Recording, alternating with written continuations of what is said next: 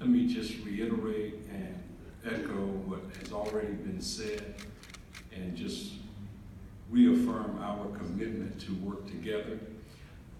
I'm excited and pleased to be standing before you as your new sheriff, and as Chief Davis has already mentioned, we are working together to combat crime, and particularly gun violence in our community, in our city. Happy to stand with Mayor Schewel, Commissioner Howerton, Commissioner Jacobs, and our city leaders. This is an issue that impacts all of us, as already been said, and we must work together. We must support and work with our federal partners, our ATF partners. Again, these issues are not unique to Durham, but this is our city, and this is a crisis that we are currently experiencing. And I assure you that the Sheriff's Office is going to pledge all of its resources to work with Chief Davis and her team, who are already doing some tremendous work in the city. We're just going to take that to the next level because it impacts every one of us. Serious crime like the ones we recently experienced impact every community inside and outside the city limits. I've spent the last several months traveling throughout the county, and I've heard stories about the impact of mental illness and certainly the impact of gun violence. I am excited to work with some of my community partners I see in the audience today.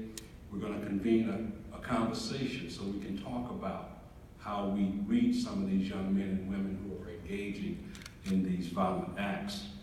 Our mission as law enforcement officers is to prevent crime and disorder. However, we rely on the cooperation of every public official, our law enforcement, our federal and state, and every member of this community to help us address these issues. This has already been said, the police and the Sheriff's Office cannot do it all, and we certainly cannot do it alone. The men and women of the Sheriff's Office are committed to working at the ground level and all the way up.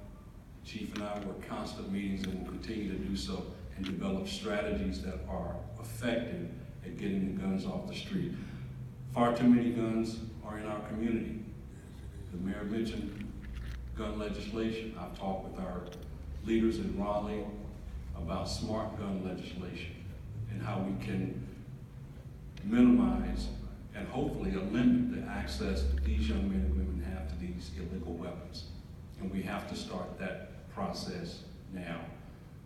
Far too many young men, young ladies tell me they can get a gun easier than they can get a meal. It's not real difficult for them to go to a family member or another friend in the community and get a weapon. And that's just unacceptable. So we have to do all we can do.